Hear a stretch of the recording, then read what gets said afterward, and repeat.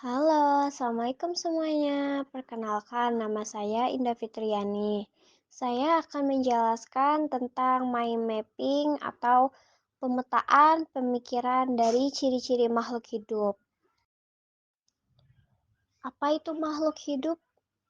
Makhluk hidup sendiri adalah suatu organisme yang dapat mempertahankan dirinya dari berbagai bentuk perubahan lingkungan dan dapat berkembang biak untuk melestarikan jenis-jenisnya dan ciri-ciri makhluk hidup ada 6. Yang pertama itu bernafas.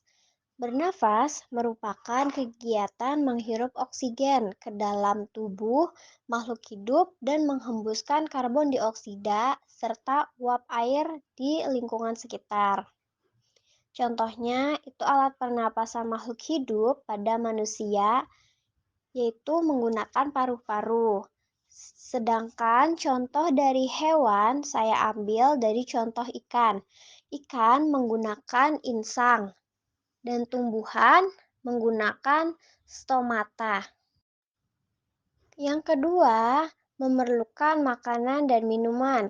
Makhluk hidup memerlukan makanan dan minuman yang bergizi, bersih, dan sehat, sehingga memperoleh energi untuk melakukan aktivitas sehari-hari. Yang ketiga, bergerak. Makhluk hidup memiliki kemampuan untuk bergerak tanpa adanya bantuan dari pihak lain. Bergerak terbagi menjadi dua, yaitu bergerak aktif dan bergerak pasif. Bergerak aktif adalah proses perubahan posisi dari suatu tempat ke tempat lainnya. Misalnya, berjalan, berlari, dan merangkak. Lalu, bergerak pasif. Bergerak pasif adalah pergerakan tanpa perpindahan tempat. Misalnya, jalan di tempat. Bergerak terbagi menjadi dua, yaitu bergerak aktif dan bergerak pasif. Bergerak aktif adalah proses perubahan posisi dari suatu tempat ke tempat lainnya. Misalnya, berjalan, berlari, dan merangkak. Lalu, bergerak pasif. Bergerak pasif adalah pergerakan tanpa perpindahan tempat. Misalnya, jalan di tempat. Yang keempat, ada tumbuh atau memahami pertumbuhan-pertumbuhan, yang artinya bertambahnya ukuran tinggi badan, berat badan. Bisa dilihat pada contoh-contoh berikut. Pada hewan, ayam dari telur ayam menetas menjadi anak ayam dan tumbuh menjadi dewasa atau induk ayam. Lalu ada contoh manusia, dari bayi menjadi anak-anak, lalu menjadi remaja dan dewasa. Dan ada pertumbuhan atau tumbuhan. Dari kecil, lalu lama-lama kelamaan membesar atau tumbuh. Yang kelima ada berkembang biak, yaitu kemampuan makhluk hidup untuk menghasilkan keturunan tujuannya untuk melestarikan jenis-jenisnya.